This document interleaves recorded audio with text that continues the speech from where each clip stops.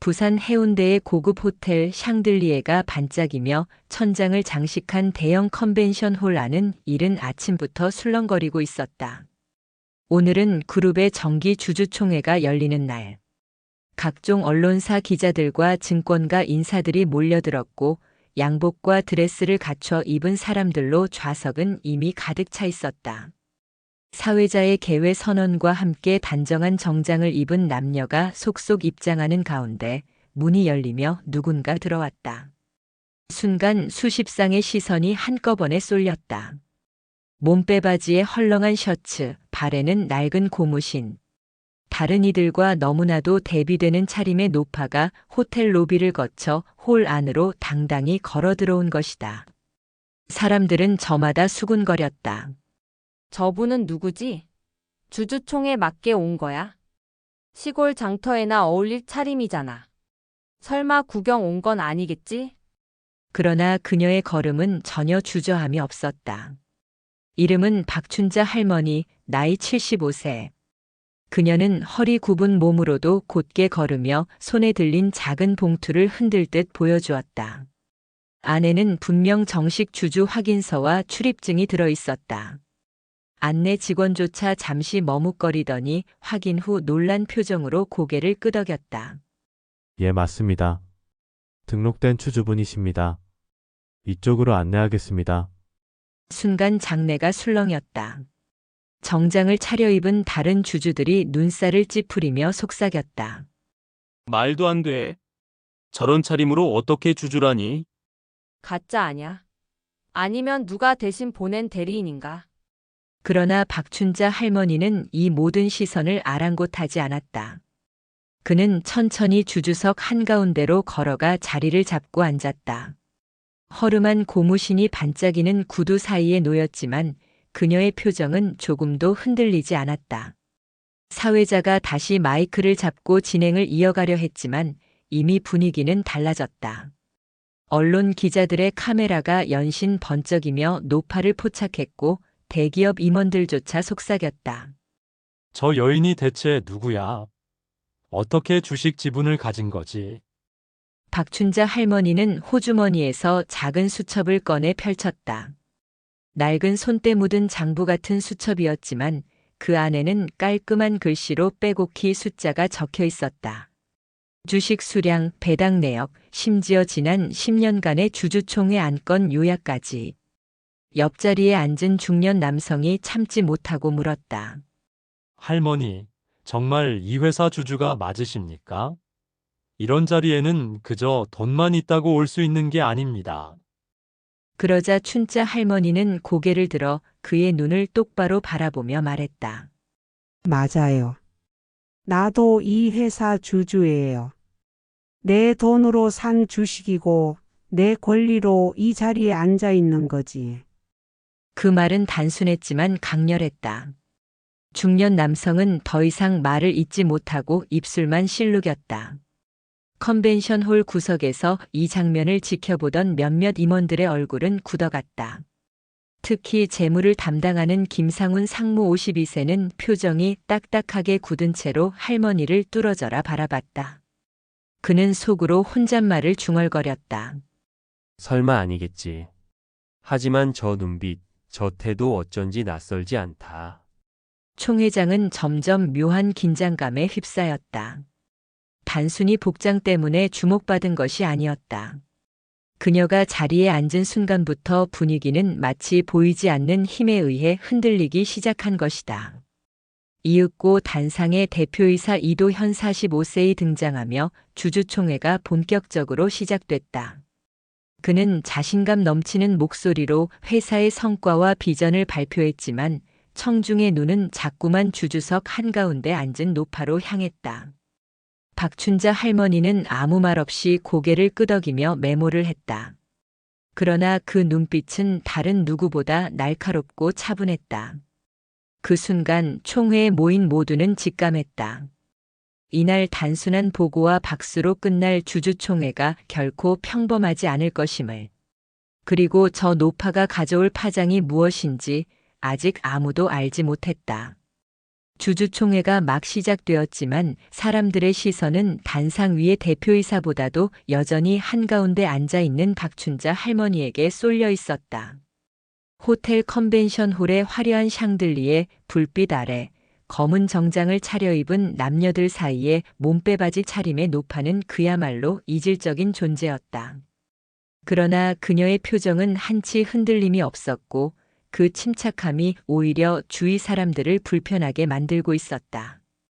옆자리에 앉은 중년 남자가 결국 참지 못했다. 할머니, 정말 주주가 맞으십니까? 이런 자리는 아무나 앉을 수 있는 게 아니거든요. 그의 말은 무례했지만 주변 몇몇 사람들은 고개를 끄덕이며 동조했다. 그러게 말이야. 저런 차림으로 온 걸 보면 상황 파악도 못 하시는 분 같은데. 혹시 누가 대리로 보낸 거 아닐까?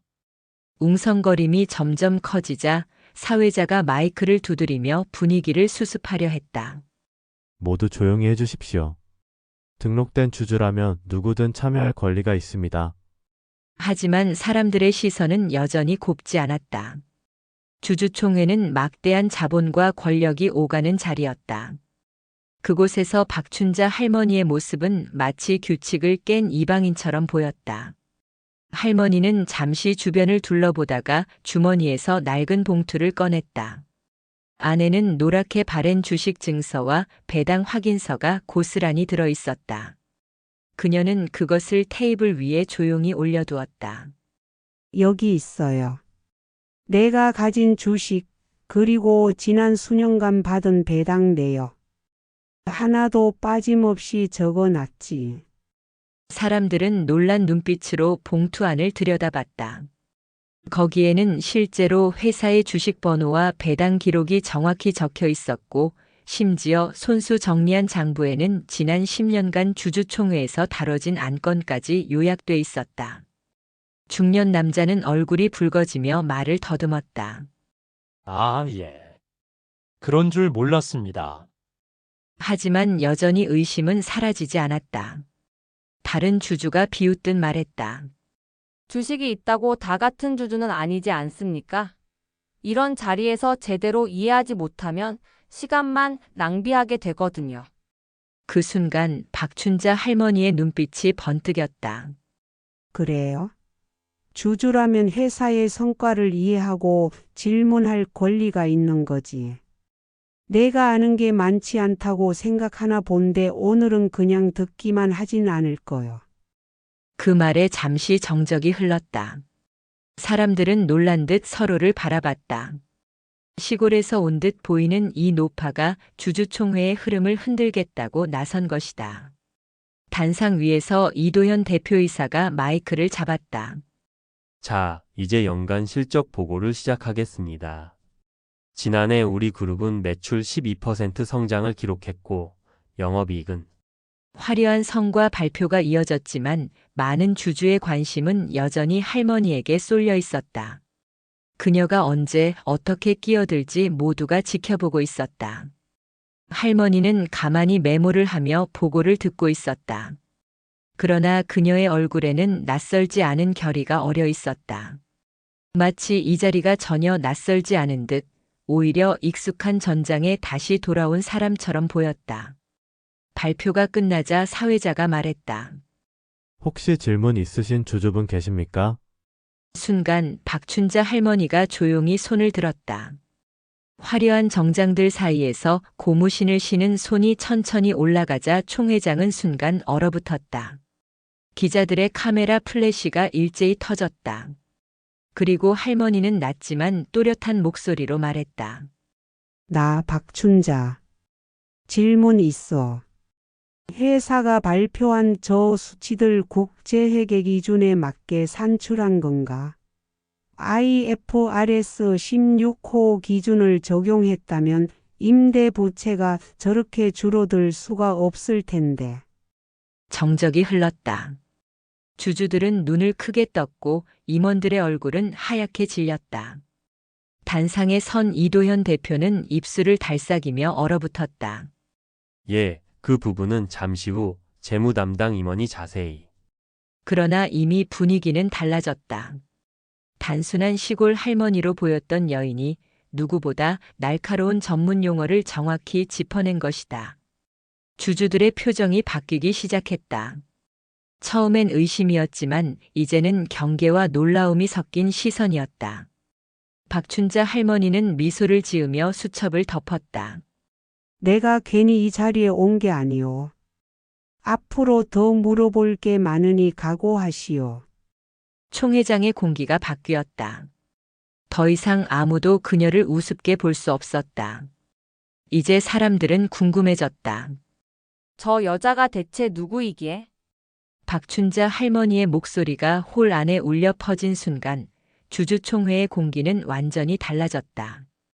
단순한 해프닝쯤으로 여겼던 사람들은 서로를 바라보며 속삭였다. IFRS 16호? 그게 뭔데? 임대 부채 관련 국제회계 기준이야. 저런 걸 어떻게 시골 할머니가. 이도현 대표는 당황을 감추려 했지만 그의 미간에는 분명 주름이 잡혀 있었다. 예 말씀하신 부분은 저희 재무팀에서 그는 서둘러 뒤쪽에 앉아있던 재무담당 임원 최지연 차장을 바라봤다. 최지연은 갑작스러운 지목에 식은땀을 흘리며 일어났다. 네. 올해 발표된 수치는 국제회계 기준을 준수하여 작성된 것이 맞습니다. 다만 임대차 회계 처리 과정에서 그러나 박춘자 할머니는 그의 말을 끊었다. 맞다면 간단하지. 임대 부채 총액이 지난해 대비 얼마 줄었는지 그 원인을 정확히 설명해 보시오. 순간 홀은 숨소리조차 들리지 않았다. 주주들은 고개를 들어 단상과 주주석을 번갈아 바라봤다. 최지연은 준비되지 않은 질문에 목이 바짝 말랐다. 그녀는 서류를 뒤적이며 얼버무렸다. 그 부분은 향후 사업 보고서에 상세히. 향후 보고서. 할머니는 날카롭게 반문했다. 오늘이 바로 보고하는 날 아니요? 내가 괜히 세월 속에 살면서 숫자 하나하나를 적어온 게 아니지. 작년엔 임대 부채가 전체 부채의 12%였는데 올해 보고서에는 6%로 줄었다고 돼 있어. 이게 단순한 회계 처리의 차이인지 아니면 실제 현금 흐름의 변화를 의미하는지 나는 알고 싶소. 홀 안은 다시 술렁였다. 일부 주주들이 고개를 끄덕이며 수군거렸다. 저 말이 맞아. 나도 그 부분 의아했는데 이 정도 질문이면 그냥 우연이 아니야. 뭔가 아는 분이야. 단상 위에 이도현 대표는 점점 얼굴이 굳어갔다. 그는 억지 웃음을 지으며 마이크를 잡았다. 좋습니다. 해당 수치는 실제로 일부 부동산 자산을 매각하고 장기 임대 계약을 재조정한 결과입니다. 회사의 전략적 판단으로 더 효율적인 현금 흐름을 확보하기 위해 효율적이라고? 할머니가 다시 끼어들었다. 그럼 매각된 부동산의 실질 가치는 얼마였는지, 그 매각으로 인한 손익은 어느 회계 항목에 반영됐는지 정확히 말해 보시오. 이도현은 말을 잇지 못했다. 그의 눈동자가 흔들리며 잠시 공허한 정적이 흘렀다. 박춘자 할머니는 수첩을 천천히 덮으며 미소를 지었다. 내가 괜히 이 자리에 앉은 게 아니오. 사람들은 내 차림새를 보고 웃었지만 내 손에 있는 건 주식이요. 내 권리이자 내 목소리를 낼 이유요. 그녀의 목소리는 더 이상 흔들리지 않았다. 주주들은 이제 의심의 눈빛 대신 존경 섞인 시선으로 그녀를 바라봤다. 기자들의 카메라는 쉴 새 없이 번쩍였고 몇몇 언론인들은 이미 기사 제목을 떠올리고 있었다. 시골 할머니 대기업 주총을 뒤흔들다. 홀 구석에서 이 장면을 지켜보던 김상훈 상무는 얼굴이 잿빛으로 변했다. 그는 의자에 몸을 파묻으며 중얼거렸다. 틀림없어 저 눈빛, 저 질문. 과거 그분이 분명해. 그러나 아직 아무도 그의 말을 들을 수 없었다. 총회장의 모든 시선은 고무신을 신은 75세 노파에게만 쏠려 있었으니까. 총회장의 분위기는 여전히 무겁게 가라앉아 있었다. 방금 전까지 이도현 대표의 화려한 성과 보고에 박수를 치던 주주들은 이제 웅성거림조차 잦아들며 서로 눈치를 보고 있었다. 중심에는 여전히 몸빼바지를 입은 박춘자 할머니가 앉아 있었다. 그녀의 존재만으로 단상위 경영진의 목소리는 흔들리고 주주들의 시선은 딴 곳을 향했다. 김상훈 상무는 손에 든 펜을 떨어뜨렸다. 그의 이마에는 진땀이 맺혔다. 분명히 저분이야. 20년 전 내가 회사 위기를 막았을 때 이름도 밝히지 않고 도와준 사람이 저 눈빛과 말투 그대로야. 상우는 가슴이 뛰었지만 동시에 두려웠다. 만약 그 정체가 드러난다면 자신이 지난 세월 동안 은폐한 일들이 줄줄이 드러날 수도 있었다. 이도현 대표는 재빨리 상황을 수습하려 했다. 좋습니다. 박춘자 주주님의 질문 감사드립니다. 추가 내용은 저희 재무팀이 정리해 추후 공지하도록 하겠습니다. 그러나 그 목소리는 이미 힘을 잃고 있었다. 주주들은 속삭였다. 대표가 저렇게 당황한 건 처음 보네.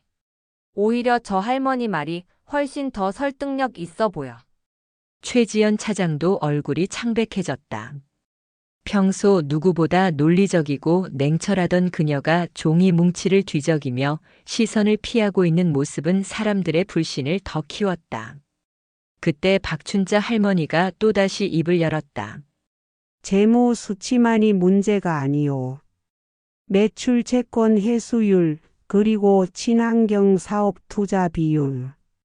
이 회사가 앞으로 10년을 버티려면 어떻게 해야 하는지 주주들에게 납득할 설명을 해야 하지 않겠소?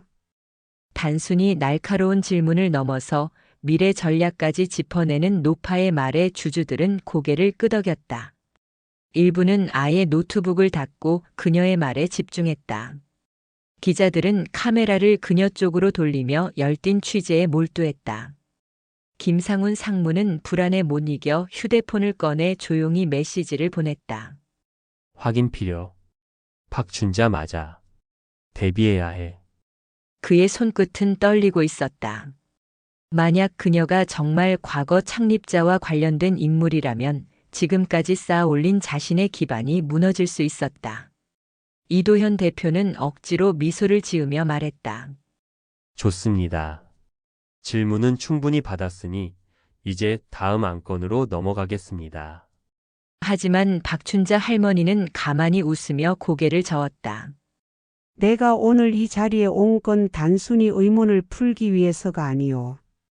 진짜 이유는 아직 말하지 않았지. 순간 총회장 안은 얼어붙었다. 사람들은 숨을 죽이며 그녀를 바라봤다. 이제는 누구도 그녀를 시골 할머니라 비웃지 않았다. 오히려 모두가 알고 싶어 했다. 이 여자가 대체 누구기에 이렇게 담대하게 우리 앞에 선 것인가? 그리고 김상훈 상무는 땀에 젖은 손수건을 움켜쥐며 속으로 중얼거렸다. 이제 곧 모든 게 드러나겠군. 총회장은 여전히 긴장으로 가득했다.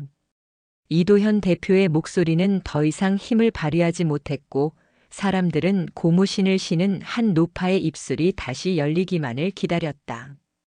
박춘자 할머니는 의자에 등을 기대고 잠시 눈을 감았다가 천천히 주위를 둘러보았다. 그녀의 시선이 닿는 곳마다 사람들이 움찔하며 고개를 돌렸다. 김상훈 상무는 더 이상 침묵할 수 없었다. 그는 무겁게 일어나더니 마이크를 잡았다. 저 박춘자 주주님 맞으십니까? 순간 장내의 시선이 일제히 그에게 쏠렸다. 할머니는 고개를 끄덕였다. 그래. 왜 그러나? 상우는 잠시 머뭇거리더니 떨리는 목소리로 말을 이어갔다. 혹시 20년 전 우리 회사가 부도 위기를 맞았을 때 이름도 밝히지 않고 거액을 빌려주신 분이 바로 어르신 아니십니까? 그의 말이 떨어지자마자 총회장은 폭풍이 휘몰아친 듯 술렁였다. 뭐라고? 회사에 돈을 빌려줬다고? 20년 전이면 창립자 사망 이후 혼란기였잖아. 그 위기를 넘겼던 자금줄이 저 할머니였단 말인가? 사람들의 시선은 더 이상 조롱이 아니었다. 놀람과 경외 그리고 두려움이 섞여 있었다. 박춘자 할머니는 잠시 눈을 감았다가 천천히 입을 열었다. 맞소. 그때 돈을 빌려준 건 나였지. 하지만 그게 중요한 게 아니야. 내가 원했던 건 단순히 회사가 무너지지 않기를 바란 것 뿐이었으니. 이도현 대표가 굳은 표정으로 나섰다. 잠깐만요. 상무님 사실입니까? 그런 중요한 이야기를 왜 지금껏 숨겼습니까? 김상우는 어쩔 수 없다는 듯 고개를 끄덕였다. 그때 경영진은 모두 혼란에 빠져 있었고 도움을 준 분이 신분을 밝히길 원치 않으셨습니다. 그래서 기록에 남기지 않았습니다. 하지만 오늘 보니 확신이 듭니다. 바로 이분이 그 주인공이십니다. 총 회장 안은 다시 정적에 휩싸였다. 박춘자 할머니는 손을 모으고 조용히 웃었다. 내가 누구인지 이제 조금 알겠나? 나는 단순한 시골 할머니가 아니요. 이 회사가 처음 세워질 때 땀과 눈물을 함께 흘렸던 사람이지. 그녀의 말에 일부 주주들은 눈시울이 붉어졌다. 평생 기업의 숫자만 쫓아온 이들에게 그녀의 단순하고 무게 있는 말은 큰 울림이었다. 나는 30년 전 이 회사를 세운 창립자의 곁에서 함께 시작했어. 그러나 한순간의 사고로 모든 것을 잃었지. 세상은 나를 잊었지만 나는 회사를 잊지 않았어. 그래서 오늘 이 자리에 다시 선 거요. 기자들의 손가락은 쉴 새 없이 키보드를 두드렸다. 카메라 셔터 소리가 폭우처럼 쏟아졌다. 시골 할머니 사실은 회사의 숨은 구원자. 20년 전 미스터리 자금의 주인공, 오늘 드러나다. 총 회장의 공기는 완전히 달라졌다. 주주들은 더 이상 의심하지 않았다. 오히려 속으로 계산을 했다. 이 여인이 진짜 창립자와 연관이 있다면 앞으로 경영권에도 영향을 미치지 않을까? 박춘자 할머니는 마이크를 붙잡고 마지막으로 말했다. 나는 오늘 과거의 이야기를 꺼내러 온 게 아니요. 중요한 건 앞으로 이 회사가 어디로 가야 하느냐는 거요. 주주라는 건 단순히 돈만 맡기는 게 아니요. 회사가 올바른 길로 가도록 눈을 부릅뜨고 지켜보는 게 우리의 책임이지. 그 목소리는 흔들림 없이 강했다. 그리고 그 순간 총회에 모인 모든 사람들은 깨달았다. 이 낡은 고무신을 신은 노파야말로 누구보다 진정한 주주의 자격을 가진 사람이라는 것을. 총 회장은 이제 숨조차 쉬기 힘들 만큼 무겁게 가라앉아 있었다.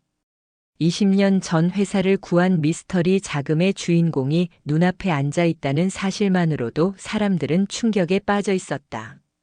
하지만 그것은 시작에 불과했다. 박춘자 할머니는 자리에서 천천히 일어나 마이크 앞으로 걸어갔다. 그녀의 걸음은 느렸지만 그 어느 누구보다도 단단했다. 수많은 카메라 플래시가 그녀를 비추었고 사람들은 숨죽인 채 다음 말을 기다렸다. 여러분, 나는 30년 전 이 회사를 세운 사람입니다. 그 한마디에 총 회장은 폭발하듯 술렁였다. 뭐라고? 창립자라고? 그럼 그동안 기록에 남아있던 남자 창립자는? 할머니는 고개를 끄덕이며 담담하게 말했다. 창립자라 불리던 이는 내 남편이었어. 하지만 회사를 세우기 위해 밤낮으로 뛰며 땀 흘린 건 나 역시 다르지 않았지. 남편이 세상을 떠난 뒤 나는 더 이상 전면에 설 수 없었고 이름도 기록도 지워졌다. 대신 나는 그림자처럼 회사를 지켜봤어. 단상 위에 이도현 대표는 얼굴이 하얗게 질렸다. 그는 마이크를 붙잡고 더듬거렸다. 그럼 지금까지 우리 모두가 몰라뵌 겁니까? 회장님. 박춘자 할머니는 조용히 고개를 끄덕였다. 그래, 나는 이 회사를 세운 창립자이자 오늘 다시 돌아온 회장이요. 하지만 나는 권력을 되찾으러 온 게 아니야. 이 자리에 선 이유는 단 하나.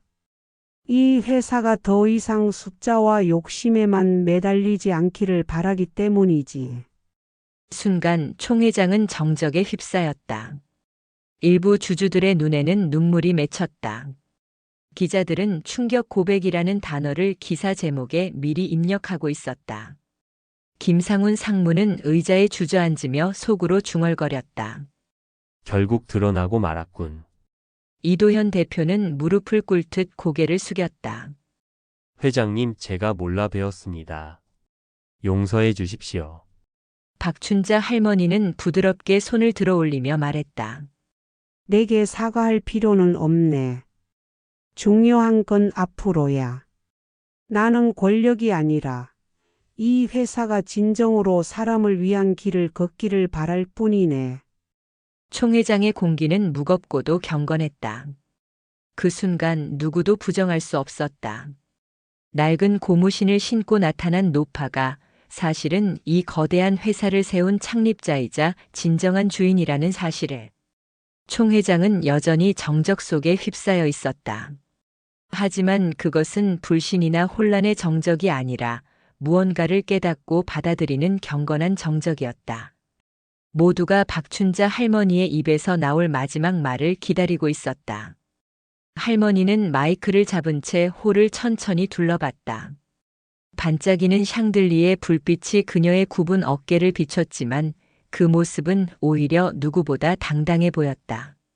나는 이 회사를 세운 창립자이자 이제는 한 명의 주주일 뿐이요. 오늘 내가 다시 나타난 이유는 내 이름을 되찾기 위해서가 아니요. 권력도 자리도 필요 없어. 내가 바라는 건 단 하나. 이 회사가 사람을 잊지 않는 길을 걷는 것이요. 그녀의 목소리는 낮지만 힘있게 울려 퍼졌다. 주주들은 고개를 끄덕였다. 처음 그녀를 조롱하던 이들도 이제는 존경의 눈빛으로 바라봤다. 기자들은 손가락을 바쁘게 움직이며 기사 제목을 완성했다. 창립자 시골 할머니의 모습으로 돌아와 진정한 리더십을 일깨우다. 이도현 대표는 무릎을 꿇은 채 고개를 숙였다. 회장님, 앞으로 저는 숫자가 아닌 사람을 먼저 생각하겠습니다. 부디 지켜봐 주십시오. 김상훈 상무 역시 떨리는 목소리로 말했다. 저도 잘못했습니다. 제 욕심이 회사를 흐리게 했습니다. 박춘자 할머니는 미소 지으며 고개를 저었다. 사람은 누구나 실수하오. 중요한 건 다시 바르게 걸을 용기를 내는 것이지.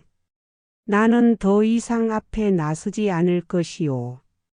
앞으로의 길은 여러분이 만들어야 하네. 그녀는 마지막으로 주주들에게 고개 숙여 인사했다.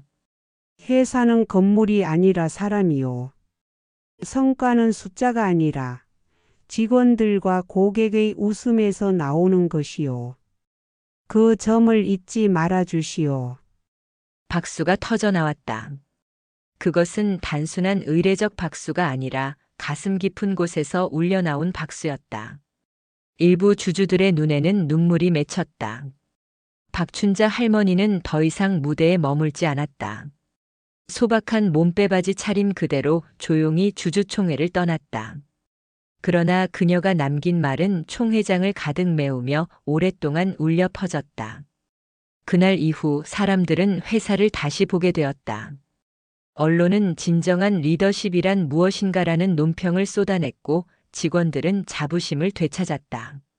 그리고 박춘자 할머니는 다시 시골 마을로 돌아갔다.